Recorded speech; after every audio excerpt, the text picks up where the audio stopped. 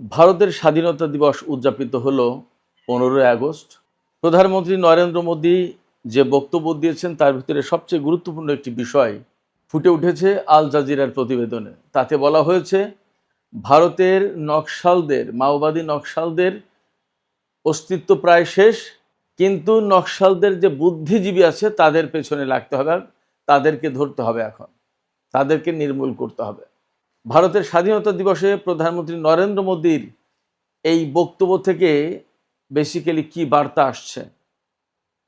এদিকে পাকিস্তান চীনের কাছ থেকে J-35 যুদ্ধ বিমান কিনতে যাচ্ছে এমন খবর বেরিয়েছে। এরই মধ্যে নাকি পাকিস্তানের পাইলটরা চীনে এই বিমানের ব্যাপারে প্রশিক্ষণ নিচ্ছে। J-35 স্টেলথ বিমান কিনলে পাকিস্তানের সামরিক শক্তি আসলে কিভাবে পাল্টে যাবে এবং দক্ষিণ এশিয়ায় এর কী প্রভাব পড়বে সেটা কিন্তু একটা বড় প্রশ্ন।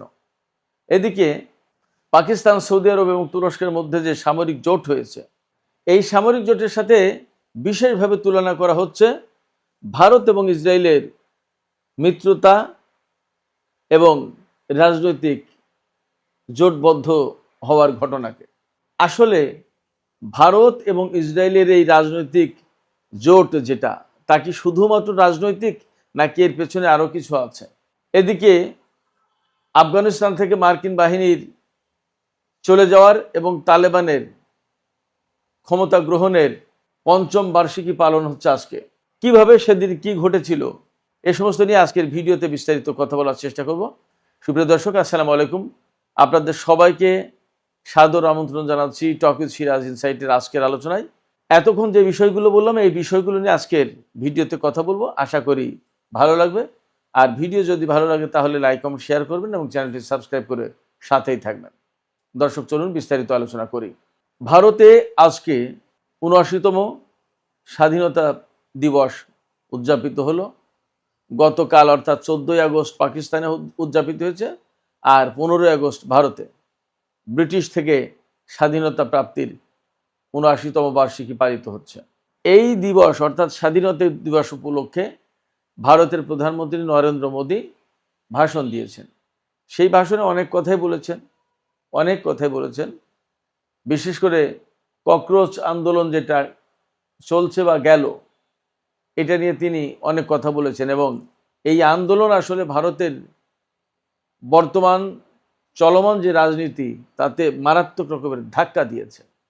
বিশেষ করে মোদী যখন নিজেকে অনেকটা অপ্রতিদ্বন্দ্বী ভাবছিলেন এবং মোদীর আদর্শকে তিনি যখন সর্বভারতীয় আদর্শ বলে ভাবছিলেন, তখন এই ককরোচ আন্দোলন বড় রকমের ধাক্কা দিয়ে দিয়েছে। এই জায়গা থেকেই তাকে এখন নতুন করে অনেক কিছু ভাবতে হচ্ছে। তিনি সরাসরি ককরোচ আন্দোলনের বিরুদ্ধে আজকে কিছু বলেননি, কিন্তু তিনি যে কথা বলেছেন সেটা এই ককরোচ আন্দোলনের সাথে অনেকখানি সম্পর্কযুক্ত। কি সেই কথা? তিনি বলছেন ভারতে মাওবাদী নকশালদের অবসান ঘটেছে, তাদেরকে নির্মূল করা হয়েছে, কিন্তু এখনো রয়ে গেছে তাদের বুদ্ধিজীবীরা, ইন্টেলেকচুয়ালরা। এখন এই বুদ্ধিজীবীদেরকে নিঃশেষ করতে হবে, নির্মূল করতে হবে ভারত থেকে। এই বুদ্ধিজীবী কারা এবং তারা কি করছে? অর্থাৎ মোদির ক্ষমতাকে চ্যালেঞ্জ করলে কি তারা প্রকারান্তরে মাওবাদী নকশালিস্ট হয়ে গেল? এবং এখন যারা তার সরকারের বা তার নীতির বিরুদ্ধে প্রতিবাদ করছে বা যাদের বুদ্ধি পরামর্শ নিয়ে হয়তোবা এই ককরোচ আন্দোলন থেকে শুরু করে বিভিন্ন আন্দোলন চলছে, তাদেরকে তিনি কি নকশালিস্ট বলতে চাইছেন? এবং এই বুদ্ধিজীবী নকশালিস্টদের যদি তিনি উৎখাত করতে চান, তাহলে সমাজে তার প্রতিক্রিয়া কি হবে সেটাও তো একটা বিষয়। ভারতের মতো একটা দেশ 1960-এর দশকে যেখানে নকশাল আন্দোলন শুরু হয়েছিল বা তারও আগে, কেন এই নকশালিস্ট আন্দোলন হলো? এবং ভারতে উদার গণতান্ত্রিক ব্যবস্থার থাকার পরেও প্রকৃতপক্ষে ভারতে যে বর্ণ প্রথা, জাতপাতের যে ব্যবস্থা এবং উচ্চ বর্ণ নিম্ন বর্ণের যে ভীষণ ভীষণ পার্থক্য, বৈষম্য, এই জায়গা থেকেই কিন্তু ভারত মাওবাদীদের একটা উর্বর ক্ষেত্রে পরিণত হয়েছিল। ভারতের সরকারগুলো সবাই মাওবাদীদের দমনের চেষ্টা করেছে, উৎখাতের চেষ্টা করেছে, নিঃশেষ করার চেষ্টা করেছে। কিন্তু কেন তারা এই মাওবাদী তৎপরতা, কমিউনিস্ট তৎপরতা শুরু করেছিল, এই জিনিসটা বোঝার চেষ্টা করেছে কিনা সন্দেহ আছে। এখন নরেন্দ্র মোদী যখন নিজেকে অপ্রতিদ্বন্দ্বী ভাবছিলেন, তার আদর্শই সর্বভারতীয় আদর্শ বলে যখন প্রচার করা হচ্ছিল বা ধারণা দেওয়ার চেষ্টা করা হচ্ছিল, তখন নতুন করে এই ককরোচ আন্দোলন শুরু হয়েছে এবং মোদির ক্ষমতাকে চ্যালেঞ্জ করেছে। শুধু তাই না, এইবারই প্রথম কেন্দ্রীয় শিক্ষামন্ত্রী পদত্যাগ করেছেন আন্দোলনের প্রেক্ষাপটে, আন্দোলনের মুখে। সরকার পিছু হতে বাধ্য হয়েছে, নত হতে বাধ্য হয়েছে। এই জায়গা থেকে হয়তো তিনি এক ঢিলে কয়েকটি পাখি মারার চেষ্টা করছেন। হয়তো এই ককরোচ আন্দোলনের পেছনে যে সমস্ত বুদ্ধিজীবী ছিল, তাদেরকেও তিনি হয়তো মাওবাদী বলে নির্মূলের চেষ্টা করবেন। অর্থাৎ তার মতের এবং পথের বাইরে গেলে হয়তো তাদেরকে মাওবাদী আখ্যা দেওয়া হতে পারে। তার মানে ভারতে নতুন করে রাজনৈতিক দমন পীড়ন সৃষ্টি হবে, এটা মোটামুটি একটা ইঙ্গিত পাওয়া গেল বলে বিশ্লেষকরা ধারণা করছেন। স্বাধীনতা দিবসের ভাষণে যখন নরেন্দ্র মোদী এরকম একটা বড় সংকট টেনে আনে, তখন বোঝা যায় নরেন্দ্র মোদীর সরকার খুব স্বস্তিতে নেই, ভালো নেই। ভারতের রাজনীতি খুব স্মুথলি যাচ্ছে না। এইরকম একটা প্রেক্ষাপটে পাকিস্তান কিন্তু বারবারই হুমকি দিচ্ছে। গতকাল পাকিস্তানের প্রধানমন্ত্রী শেহবাজ শরীফ একেবারে কড়া ভাষায় হুমকি দিয়েছে সিন্ধু নদের পানি বন্টনের ব্যাপারে, পানি চুক্তির ব্যাপারে। আজকে খবর এসছে পাকিস্তান চীনের কাছ থেকে J-35 স্টেলথ যুদ্ধ বিমান কেনার চুক্তি করতে যাচ্ছে এবং এই বিমান শুধু স্টেলথ প্রযুক্তি না, পঞ্চম প্রজন্মের অত্যাধুনিক, সম্ভবত বিশ্বে এর চেয়ে আর আধুনিক বিমান এখন নেই যুদ্ধ বিমান। আমেরিকার হাতে যে F-35 যুদ্ধ বিমান আছে, তার চেয়েও এই বিমান শক্তিশালী এবং কার্যকর। এই বিমান এত শক্তিশালী এবং এত মূল্যবান কেন? J-35 যুদ্ধ বিমানে রয়েছে PL-15 দূরপাল্লার ক্ষেপণাস্ত্র বহনের ব্যবস্থা। এর অস্ত্র ভাণ্ডারের ভেতরেই এই ক্ষেপণাস্ত্র বহন করতে পারে, বাইরের পাইলনেও ক্ষেপণাস্ত্র বহন করা যায়। J-35 যুদ্ধ বিমানের 3 ধরনের ক্ষেপণাস্ত্র ব্যবহার করা যায়। একটা হচ্ছে PL-15, PL-17 এবং PL-21। PL-15 হচ্ছে 200 থেকে 300 কিলোমিটার পাল্লার ক্ষেপণাস্ত্র, আর PL-17 হচ্ছে 300 থেকে 400 কিলোমিটার পাল্লার ক্ষেপণাস্ত্র। এটার পাল্লা নাকি 500 কিলোমিটার পর্যন্তও হতে পারে। আর PL-21 যেটা, এই ক্ষেপণাস্ত্রের পাল্লা হচ্ছে 800 থেকে 1000 কিলোমিটার। এই সমস্ত ক্ষেপণাস্ত্র বহু দূর থেকে অ্যাওয়াক্স বিমানগুলো, যেটা দিয়ে গোয়েন্দা তৎপরতা চালানো হয়, আকাশের নজরদারি করা হয়, এবং তেল ট্যাঙ্কার, যারা আকাশ থেকে যুদ্ধ বিমানকে জ্বালানি তেল ভরার কাজে সাহায্য করে, সরবরাহ করে, এই সমস্ত বিমান ধ্বংস করতে এই ক্ষেপণাস্ত্র খুব কার্যকরী।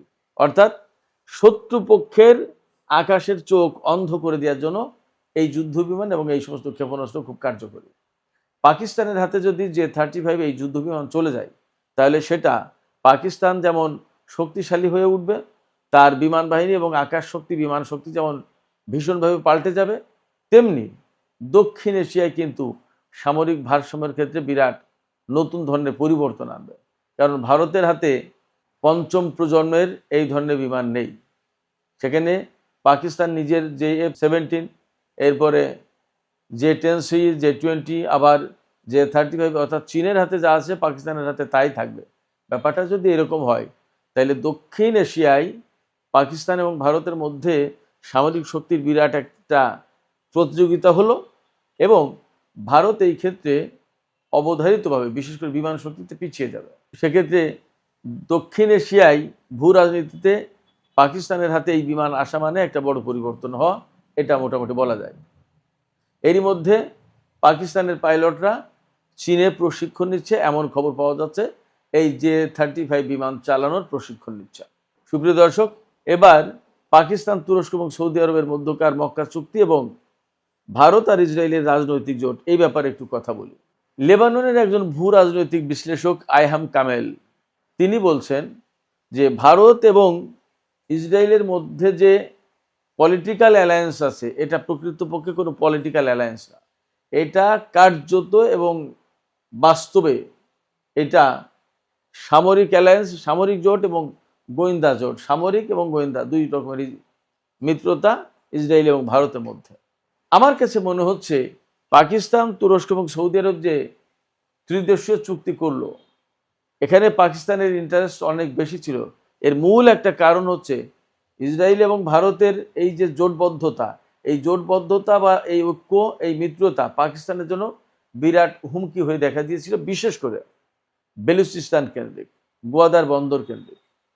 এই জায়গায় এই বিষয়টাকে মোকাবেলা করার জন্য পাকিস্তান তুরস্ককে সাথে নিয়ে সৌদি আরবের সাথে জোট করলো এবং এই জোটে হয়তো আরব মুসলিম দেশ যুক্ত হবে। তার মানে মধ্যপ্রাচ্যের যে পরিস্থিতিতে হিসাব নিকাশ, সেই হিসাব নিকাশ পাল্টে দেওয়ার ক্ষেত্রে পাকিস্তান বিশেষভাবে গুরুত্বপূর্ণ ভূমিকা রেখেছে। এবং একথা সত্যি যে এই যে তিন দেশের জোট হয়েছে, এই তিন দেশের জোটের ভেতরে পাকিস্তানের সামরিক শক্তি কিন্তু সবচেয়ে বেশি। দর্শক, এবার আমরা একটু আফগানিস্তান সম্পর্কে কথা বলি, তারপরে ভিডিও শেষ করব। আজকে 15 আগস্ট যাচ্ছে 2021 সালের এই দিনে আফগানিস্তানের তালেবান তারা রাজধানী কাবুল দখল করে নিয়েছিল এবং কার্যত এই দিনে মার্কিন বাহিনীর আফগানিস্তানে পতন ঘটেছিল। তারা কোনো রকমের দৌড়ে পালিয়ে বাঁচার একটা ব্যবস্থা করেছিল। সামরিক পরিবহন বিমানে বেসামরিক লোকজনকে নিয়েও চলে গিয়েছিল, আফগানিস্তানের অনেক লোকজনকে নিয়ে। এবং 20 বছরের দীর্ঘ একটা দখলদারিত্বের অবসান ঘটে, আমেরিকার দখলদারিত্বের অবসান ঘটে আফগানিস্তানে। এরপরেও অনেক মানুষ আফগানিস্তান থেকে ইউরোপ এবং আমেরিকায় আশ্রয় নিয়েছে, কিন্তু বাস্তব কথা হচ্ছে ইউরোপ এবং আমেরিকায় আফগান যারা আশ্রয় নিয়েছিল শরণার্থী হিসেবে, তারা কেউ খুব একটা ভালো নেই।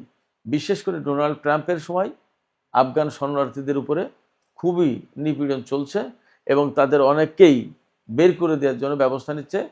কারণ আপনারা ডোনাল্ড ট্রাম্পের অভিবাসন নীতি সম্পর্কে নিশ্চয়ই ধারণা রাখেন।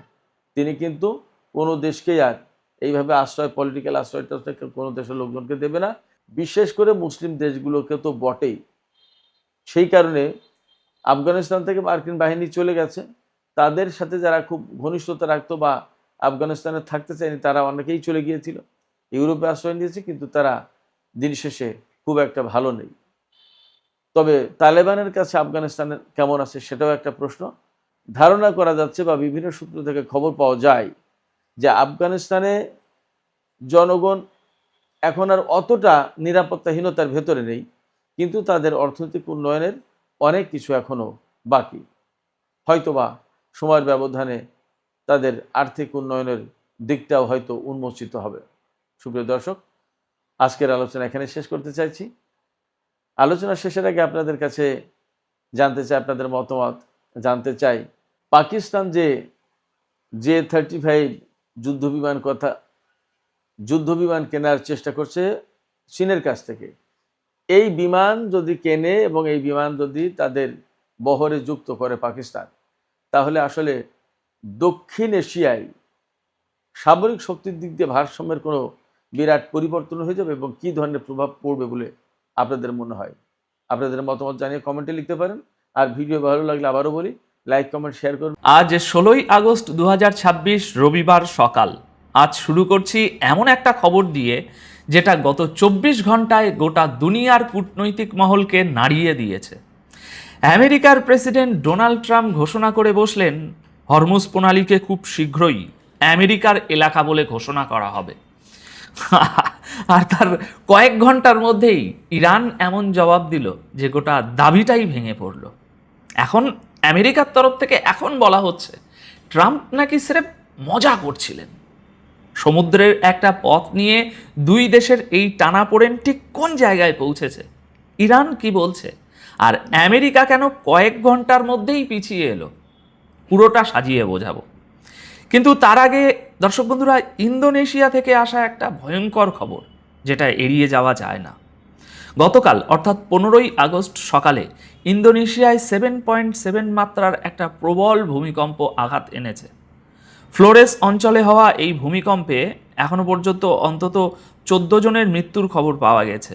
আহত হয়েছেন 13 জন, যাদের মধ্যে 11 জনের আঘাত তুলনামূলকভাবে সামান্য। তবে উদ্ধার কাজ এখনও চলছে, তাই মৃতের সংখ্যা আরও বাড়তে পারে। ভূমিকম্পের কেন্দ্র ছিল মাটির প্রায় 10 কিলোমিটার গভীরে। ভূমিকম্পের পর যে ছবিগুলো সামনে এসেছে, মজবুত বাড়িগুলো একেবারে কাগজের টুকরোর মতো ভেঙে পড়েছে, রাস্তা ফেটে চৌচির, আর চারিদিকে ধোঁয়া আর ধুলোর আস্তরণ। বহু এলাকায় মানুষ ঘর ছেড়ে রাস্তাতেই আশ্রয় নিয়েছেন। ইন্দোনেশিয়ার প্রশাসন প্রায় 2000 মানুষকে নিরাপদ জায়গায় সরিয়ে নিয়ে গেছে। এই দৃশ্যগুলো আবার মনে করিয়ে দেয় প্রকৃতির শক্তির সামনে মানুষ কতটা অসহায়। বছরের পর বছর ধরে বানানো বাড়িঘরদোর এক পলকে মাটিতে মিশিয়ে দিল। দর্শক বন্ধুরা, এবার আসা যাক সেই খবরে যেটা দিয়ে আজকের আলোচনা শুরু করেছিলাম। গোটা ঘটনার সূত্রপাত 14ই আগস্ট রাতে নিউ ইয়র্কে একটি জনসভায় ডোনাল্ড ট্রাম্প বলেন, ইরানকে হারানোর পর খুব শীঘ্রই হরমুজ প্রণালীকে আমেরিকার এলাকা হিসাবে ঘোষণা করে দেয়া হবে, অর্থাৎ সেটা আমেরিকার অংশ হয়ে যাবে। এখন ট্রাম্পের এই বক্তব্যের পর ইরান চুপ করে বসে থাকেনি। 15ই আগস্ট আসা খবর অনুযায়ী ইরানের উপবিদেশমন্ত্রী কাজিম গারিবাবাদি বলেছেন, হরমুজ প্রণালী আগেও ইরানের ছিল, এখনও ইরানের আছে, আর ভবিষ্যতেও ইরানেরই থাকবে। এই পথ খোলা হবে না বন্ধ হবে সেই সিদ্ধান্ত ইরানের হাতেই থাকবে। আর তারপর তিনি যে কথাটা বলেছেন সেটাই সবচেয়ে ধারালো। গারিবাবাদির বক্তব্য অনুযায়ী হরমুজ প্রণালী কোনো সোশ্যাল মিডিয়ার পোস্ট দিয়ে দখল করা যায় না, কোনো এয়ারক্রাফট ক্যারিয়ার দিয়েও নয়, আর কোনো নির্বাচনী ভাষণ দিয়েও নয়। আমেরিকাকে সরাসরি বার্তা দিয়ে তিনি বলেছেন, ইরান হুমকিতে ভয় পায় না, আর কেউ শক্তি দেখালেই ইরান চাপে পড়ে যাবে না। তার দাবি, আমেরিকার এবার বাস্তবতাটা মেনে নেওয়া উচিত, কারণ ইরানের বিরুদ্ধে আমেরিকা এখনো পর্যন্ত কৌশলগত দিক থেকে ভীষণ বড় পরাজয়ের মুখে পড়েছে। আর ইরানের তরফ থেকে সবচেয়ে কড়া কথাটা এসেছে ঠিক এই জায়গায়। বলা হয়েছে, আমেরিকা যতক্ষণ না নিজের হার মেনে নিচ্ছে এবং এই কাল্পনিক দাবিগুলো থেকে বেরিয়ে আসছে, ততক্ষণ ইরান তার অবরোধ চালিয়ে যাবে। মনে রাখবেন, এটা ইরানের দাবি। কিন্তু এখানেই বিষয়টা শেষ হচ্ছে না। উল্টো ইরান এবার নিজেকে সরাসরি হরমুজ প্রণালীর মালিক বলে ঘোষণা করে বসেছে। তথ্য অনুযায়ী এই ঘোষণা ইরান এই প্রথমবার করল। ইরানের বিচার বিভাগের প্রধান গোলাম হোসেন মোহসেনি ট্রাম্পের ওই বক্তব্যকে সরাসরি বাজে কথা বলে উড়িয়ে দিয়েছেন। তিনি বলেছেন, হরমুজ প্রণালীর আসল মালিক এবং শাসক একমাত্র ইরান। শুধু তাই নয়, ট্রাম্পের এই দাবিকে তিনি মিথ্যে বলে উল্লেখ করেছেন এবং বলেছেন, এই ধরনের কথা একজন সরল বুদ্ধি মানুষের কল্পনা ছাড়া আর কিছু নয়। মোহসেনি এজায়ের সাফ কথা, কোনো দাবি করে বা শক্তি প্রদর্শন করে হরমুজ আমেরিকার হয়ে যেতে পারে না। এই জলপথের মালিক এবং শাসক শুধুই ইরান। অর্থাৎ ইরানের দিক থেকে একটাই বার্তা বারবার আসছে, হরমুজের উপর আর কারো অধিকার নেই। লক্ষ্য করুন, বিষয়টা এখানে একটা নতুন জায়গায় চলে যাচ্ছে। আগে আলোচনা চলছিল হরমুজ প্রণালীর উপর কার নিয়ন্ত্রণ থাকবে। এখন আলোচনা দাঁড়িয়েছে হরমুজ প্রণালীর মালিক কে হবে। নিয়ন্ত্রণ আর মালিকানা এই দুটো এক জিনিস নয়। আর এই পার্থক্যটাই এখানে গোটা সংঘাতকে অনেক বেশি স্পষ্ট করে দিচ্ছে। এবার আসা যাক সবচেয়ে কৌতূহলের অংশে। এত বড় ঘোষণার পর আমেরিকা কি করলো? আমেরিকা পিছিয়ে এলো। মার্কিন সংবাদ মাধ্যমের তরফ থেকে এখন বলা হচ্ছে, ট্রাম্প নাকি স্রেফ মজা করছিলেন, ইংরেজিতে যাকে বলে জাস্ট জোকিং। হোয়াইট হাউসের এক উচ্চপদস্থ অধিকারিকের বরাত দিয়ে মার্কিন সংবাদ মাধ্যম জানিয়েছে যে এই ধরনের কোনো সিদ্ধান্ত নিয়ে ট্রাম্প তার উপদেষ্টাদের সঙ্গে কোনো বৈঠকই করেননি। জনসভায় কথাটা স্রেফ মজার ছলেই বলা হয়েছিল। আগের দিন রাতে বলা হচ্ছে ইরানকে হারিয়ে হরমুজ প্রণালীকে আমেরিকার সঙ্গে জুড়ে দেয়া হবে, আর কয়েক ঘন্টা পরেই বলা হচ্ছে, আরে ওটা তো মজা করে বলেছিলাম। ধরা পড়ে যাওয়ার পর সিনেমার চরিত্র যেমন হেসে বলে, আরে আমি তো ঠাট্টা করছিলাম, ঠিক সেই দৃশ্য। এখন প্রশ্ন হচ্ছে, এত দ্রুত সুর বদলালো কেন? দেখুন, জমি দখল করা আর জল দখল করা এক জিনিস নয়।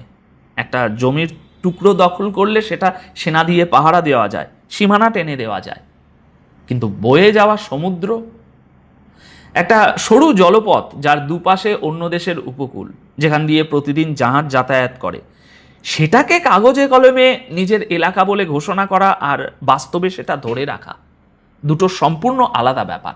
আর সম্ভবত এই বাস্তবতাটাই ঘোষণার পর দ্রুত পরিষ্কার হয়ে গিয়েছিল। আর এই গোটা টানাপোড়েনের মধ্যেই ইরানের সেনাবাহিনীর দিক থেকে এসেছে সবচেয়ে বড় দাবিটা। এই দাবি কোনো সাধারণ ইরানি কর্মকর্তার নয়, এসেছে আইআরজিসির কমান্ডারের তরফ থেকে।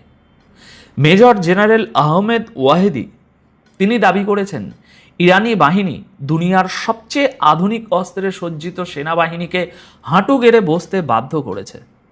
গতকাল 15ই আগস্ট তিনি বলেছেন, ইরানি বাহিনী অত্যন্ত কঠিন পরিস্থিতিতে আত্মরক্ষামূলক এবং আক্রমণাত্মক দুই ধরনের অভিযানই চালিয়েছে, আর এই গোটা যুদ্ধের সময় নিজের প্রস্তুতি ও লড়াইয়ের ক্ষমতা প্রমাণ করেছে। তার বক্তব্য অনুযায়ী দক্ষিণের দ্বীপ আর উপকূলীয় এলাকার গরম আবহাওয়া থেকে শুরু করে উত্তরের সীমান্তবর্তী পাহাড়ি এলাকার তীব্র ঠান্ডা, সব ধরনের পরিবেশেই ইরানি বাহিনী লড়াই চালিয়ে গেছে। অর্থাৎ ইরানের সামরিক নেতৃত্বের দাবি 6 মাসের এই যুদ্ধে আমেরিকার বাহিনীকে শুধু লড়াই করতেই হয়নি, ইরানি বাহিনী তাদের নতজানু করতে বাধ্য করেছে। আবার মনে করিয়ে দিই, এটা ইরানের দাবি। আমেরিকার দিক থেকে এর কি জবাব আসে সেটাও দেখার বিষয়। আচ্ছা, এবার আমরা একটু ঠান্ডা মাথায় বিশ্লেষণ কিছু করি।